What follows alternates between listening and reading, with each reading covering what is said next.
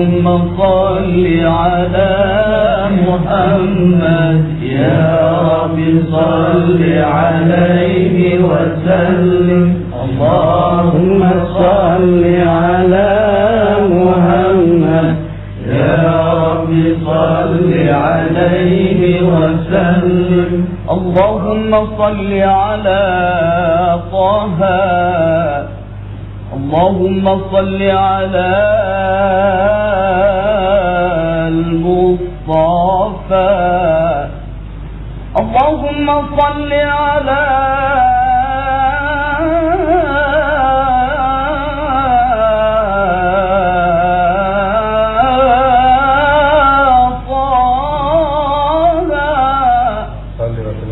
اللهم صل على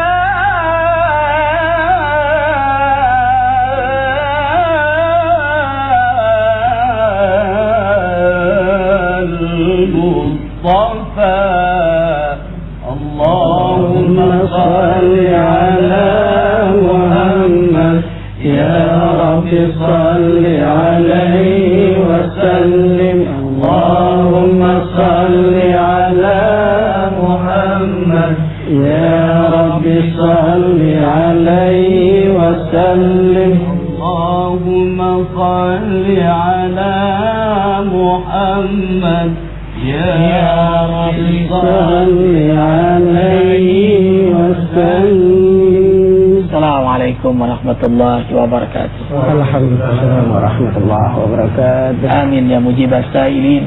Alhamdulillahi rabbil alamin. Allahumma salli wa sallim ala rasulillah sallallahu alaihi wasallam wa ala alihi wa ashabihi wa man tabi'ahu bi ihsani ila yaumiddin.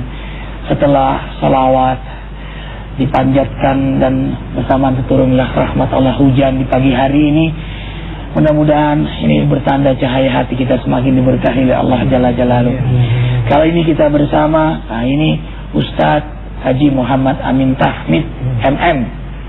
Beliau ini satu kelas ya, satu kamar. Siapa yang latihan beliau? Ustadz Irfan Irawan, Ustadz Daniel, Ustadz Saleh Hasan. Nah ini kalau ini semua kakak kelas, guru-guru jauh di atas kita, tapi lebih ngantuk kan pada gitu ya. Allahu Akbar walillahil hamd. Kalau beliau ngantuknya jam 8, kita ngantuknya jam 11. Jam 11. Bikin nasi goreng dulu. Nasi goreng. Dan kita masih punya kenangan malam-malam mau tidur masak nasi goreng dengan garam. Nasi cukup dengan garam, cabai, sama kunyit, nggak ada lauk apa-apa. Itu udah asyik bener. Siapa yang pintar masak nih waktu itu ya? Ya.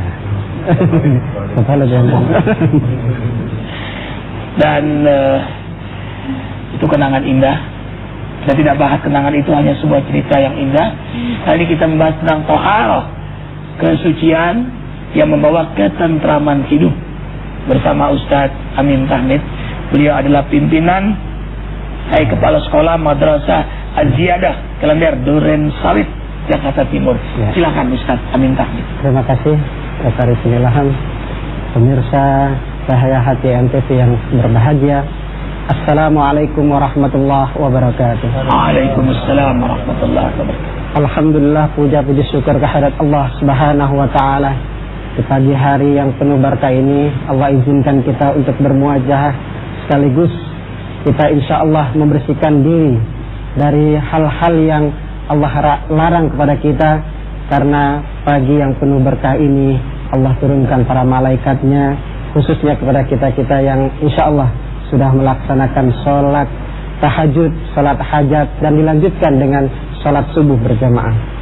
Alhamdulillah, pada kesempatan yang berbahagia ini Al-Fakir ingin mengajak kepada pemirsa sekalian bahwa tuntunan yang Allah berikan kepada kita dalam agama Islam, yaitu baik itu beribadah, sholat, zakat, dan seterusnya, semuanya penuh hikmah dan makna.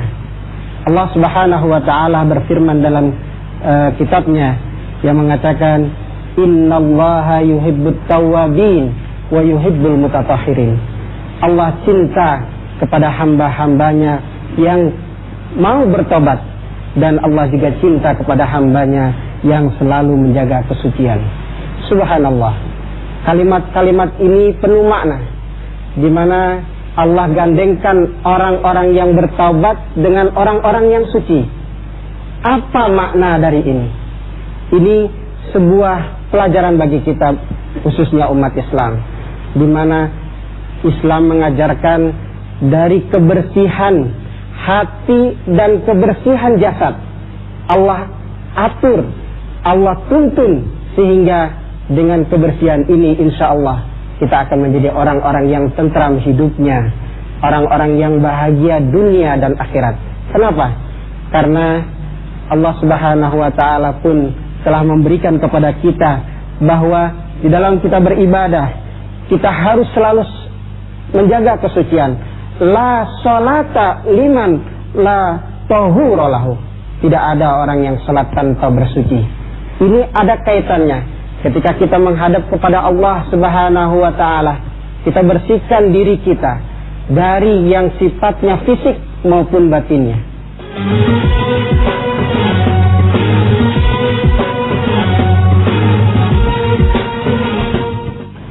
Islam merupakan satu-satunya agama yang menuntun kepada kita kebersihan pintu depan dan pintu belakang. Tahu nggak Ustaz? Maksudnya apa itu? Pintu depan. Pintu depan membersihkannya beda dengan pintu belakang. Kalau pintu depan itu harus dibersihkan dengan bersihan yang besar-besar, Ustaz. Artinya dengan mandi besar. Karena pintu depan ini Allah ciptakan makhluk yang luar biasa, yaitu manusia. Dan cara membersihkan dari pintu depan, dari itu lahir manusia. Nah itu Ustaz. Itu boleh memahami tadi apa? Udah mulai. Ustaz Saleh paham? Paham. Udah lebih tahu itu. Karena pengalaman banyak pintunya.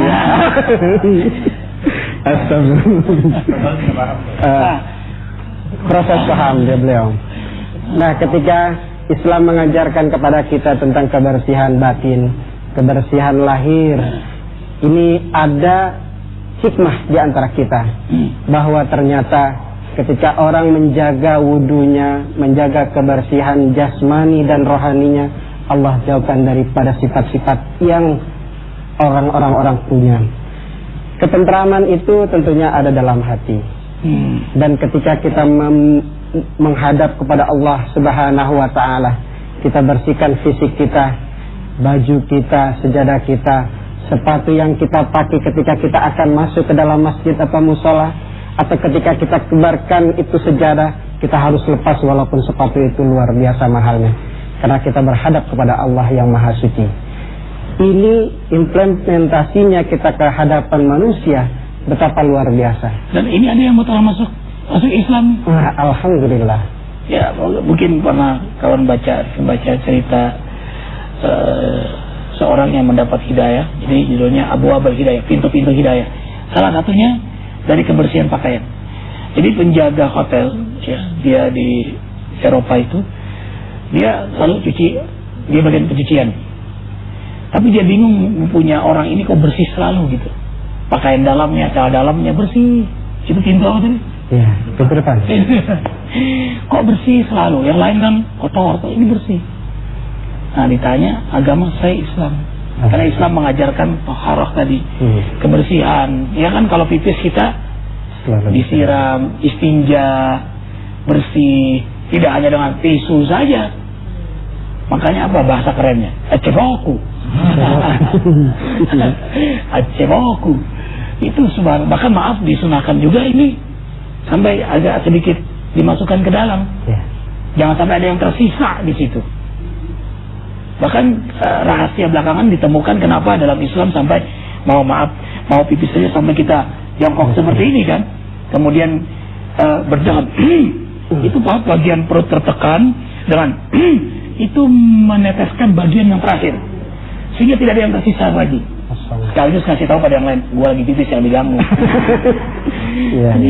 Dan baru sekarang ditemukan penelitian terbaru ya, walaupun tahun 83 di Malaysia, itu ternyata pipis yang seperti itu bersih, tidak ada virus, tidak kuman, dan itu jauh dari penyakit-penyakit kemaluan dan mencegah ejakulasi dini. Oh, tuh. Betul. Ada reaksi rupanya. Ya. Teruskan Ustaz. Kemudian juga banyak di beberapa pabrik atau perusahaan yang sudah menerapkan bahwa para karyawannya itu sudah harus dawamul wudu, Ustaz. Dawamul wudu. Kenapa? Karena ternyata apa itu dawamul wudu? Pemirsa Cahayati, apa itu dawamul wudu? Nah, artinya membiasakan diri dalam keadaan bersih, membiasakan diri dalam keadaan suci. Berwudu selalu ya? Berwudu selalu. Tidak masih sholat kan Ustaz ya? Ya, selalu berwudu. Karena selama ini pikiran kita hanya untuk sholat wudu itu. Padahal tidak. Dawamul wudu, kebiasaan selalu berwudu meskipun tidak untuk sholat. Selalu berwudu. Ya. Dalam konteks ayat tadi kan Allah katakan innallaha yuhibbut tawwabina wa yuhibbul mutatahhirin. Berarti kan Allah mendahulukan kebersihan hati, baru kebersihan fisik. Ya. Kan yang terjadi sekarang ini kita lebih mementingkan kebersihan penampilan daripada kebersihan yang ada di dalam hati. Padahal kebersihan penampilan itu kan orang bisa kita kecoh, kita tipu. Kita berpakaian seperti ustaz gitu kan. Lalu bentuk ustaz. Ya, pemburu hantu juga pakainya sama. Seperti itu. Maksud saya, bagaimana kita dalam menyikapi ayat ini tadi? Ya, karena dalam ayat tadi jelas Allah mendahulukan kebersihan hati daripada kebersihan fisik. Tapi dua-duanya penting. Karena dua-duanya disebutkan. Ya. Nah, Seitan.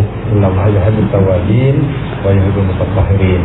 Yang bertobat, yang suci hati penting. Nah, juga penampilan bersih. Nah, itu penting. Sampai disebutkan itu artinya penting. berarti Islam itu agama isi dan sampul. Nggak hanya sampul, nggak hanya isi. Isi dan sampul. Kecenderungan orang kalau sudah sungguh-sungguh mendekatkan diri kepada Maha Suci, maka dia jaga kesucian hatinya dan kesucian lahiriahnya, sampai kesucian hartanya, kesucian rumahnya. Makanya tidak heran kalau orang mukmin itu rumahnya bersih, nyaman dilihat.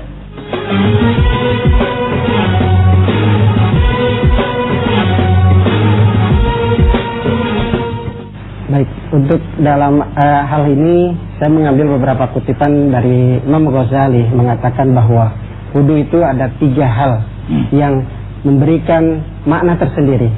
Yang pertama adalah ketika kita menghadap Allah dalam keadaan bersih jasmani. Itu tentunya ini memberikan makna bahwa kemanapun kita, berhadapan dengan siapapun kita, hendaknya kita selalu bersih. Kenapa? Karena itulah yang akan dinilai oleh orang pada saat pandangan yang pertama. Kemudian yang kedua, di dalam kitabnya Imam Ghazali mengatakan ketika kita membasuh muka, itu pun perlu makna. Ternyata dalam pembasuhan muka itu semua organ-organ tubuh kita Allah bersihkan. Salah satunya adalah penglihatan mata, kemudian kejernihan muka, dan secara tanpa tidak sadar itu saraf-saraf yang ada di muka akan rileks. Subhanallah. Makanya ayatnya bagsilu ya Ustaz. Bagsilu wujuhakum wa aydiyakum ilal marafiqi. Tapi yang berikutnya famsahu. Usap. Ya, diusap. Tapi ketika wajah, tangan disuruh nyuci gitu. Makanya ibu bapak kalau kita cuci nih, tadi kata beliau sel-sel saraf itu kembali hidup, fresh, bersih, nyaman. Makanya orang jelek kalau dengan berwudu benar itu tetap jelek. Tapi lama-lama cakep loh. Ada cahaya yang mancar. Ya, memang dari penelitian yang di beberapa perusahaan yang menerapkan dawamul wudu pun ternyata ada kinerja yang meningkat di dalam pelaksanaan di perusahaan-perusahaan tersebut. Karena apa? Karena fresh daripada saraf-saraf tersebut ternyata memberikan gairah pada pelaksanaan pekerjaannya. Kemudian yang ketiga, yaitu Imam Ghazali mengatakan ketika membasuh tangan, ini pun punya makna tersendiri. Banyak tangan-tangan kita yang kita kotori. Ketika kita baca iklan, lihat TV, ada orang masuk lift dengan pencet tangan, ya. Ketika itu terlihatlah kuman-kuman katanya. Nah itu ternyata tangan pun banyak sekali kuman-kuman yang ada. Tetapi bukan itu saja. Dalam kehidupan kita pun banyak apa-apa yang kita pegang di dalam tangan kita ini. Apakah kita pegang barang, apakah kita pegang kekuasaan, apakah kita pegang macam-macam yang Allah perlu bersihkan. Dan ini banyak sekali yang tidak kita rasakan. Subhanallah, implementasi daripada tohara ini kalau kita benar-benar menerapkannya dengan baik, kemudian kita lakukan kepada masyarakat, hidup kita akan tentram. Betapa tidak tentramnya kita ketika kita membawa apa-apa yang bersih ke rumah kita berikan anak, istri dan keluarga kita dengan makanan-makanan yang bersih. Kita tidak akan membuat stres bagi kita semuanya. Tangan bersih. Ini jadi ingat nih, biasanya kalau ibu-ibu tuh kalau datang ke arisan, begitu selesai arisan main buntel aja tuh, bungkus. Sayang anak. Padahal belum tentu halal kan, belum diizinkan tuh. Beli sayur pagi-pagi, berapa bang? 2.000, 1.000 ya. Tangannya nakal tuh, tambah, ambil lagi. Tambahin apa sih bang? Abangnya sih senyum-senyum tapi senyum-senyum sekol gitu. Itu kan nggak halal ya Tat ya. Apalagi yang makan semen, makan aspal, makan gedung, makan hutan. Mungkin zatnya tidak anjing babi yang jelas haram, yang berbahaya itu rijisun, tidak kelihatan tapi amalnya setan. Cara mencarinya yang tidak halal, sogok, korupsi, tipu menipu, sumpah palsu. Taubahnya seperti makan anjing dan babi. Akhirnya jadi darah, jadi daging. Jadi darah, jadi tadi kata beliau, dibelanjakan, dimakan, jadi rumah, jadi kendaraan. Kalau jadi darah, jadi daging, kenapa disebut dalam hadis Nabi, la yadkhulul jannah lahmun aw damun nabatan min suktin. Tidak akan sekali masuk surga darah, daging yang tumbuh dari barang yang haram. Why? Karena darah yang haram dari hasil makanan yang tidak halal, cara mencari yang tidak halal, itu kita membangun the room of syaitan, hujratus syayatin, ruang-ruang setan pada tubuh kita. Makanya doanya nggak diterima, ya kan? Ada orang yang capek berdoa. Apa kata sahabat? Ya Rasulullah, doanya pasti diijabah. Apa kata Rasul? Aku hampir berpikir sama dengan kamu. Akhbarani Jibril, tapi Jibril memberitahu kepada aku bahwa orang itu mencari hartanya dengan menipu, pakaiannya dibeli dari menipu, maka tubuhnya dari hasil menipu. Bagaimana Allah mendengar doa penipu? Tidak khusyuk akhirnya, tidak diterima walaupun sudah susah payah. Ada orang haji dari hasil korupsi, berangkat dia seorang pedagang dari hasil menipu. Bagaimana Allah ijabah ibadah mereka? Pantaslah mereka tidak bisa masuk surga hanya dari soal makanan. Maka itu toharah ruhiyah ini membawa toharah jasadiyah, kesenangan berwudu, kesenangan ingin yang halal, kesenangan mencari rezeki yang asal banyak tapi halal, dan membawa keberkahan. Dan apa yang terbayang pada guru-guru ini, ikhwatul iman, begitu dapat yang halal pengennya berkah. Apa yang terbayang di benak Ustadz Amin, Ustadz Asep, ya Ustadz Soleh Hasan, semua guru-guru kita kalau dapat duit pikirannya apa? Bukan beli mobil yang mewah, bukan beli Jaguar atau apa. Apa di benak beliau? Santren, yatim. Itulah barokah. Karena ingin kesucian, mendekat pada Maha Suci, maka diberikanlah pikiran, ide-ide, aktivitas membawa kesucian lagi. Ternyata kebaikan itu mengundang kebaikan berikutnya. Hal jazaul ihsan ilal ihsan. Terima kasih ya Allah, Kau beri kesempatan kami untuk mengaji bersama dalam cahaya hati ini. Kafaratul majlis. Subhanakallah wa bihamdika asyhadu an la ilaha illa anta astaghfiruka wa atubu ilaik. Wabillahi taufiq wal hidayah.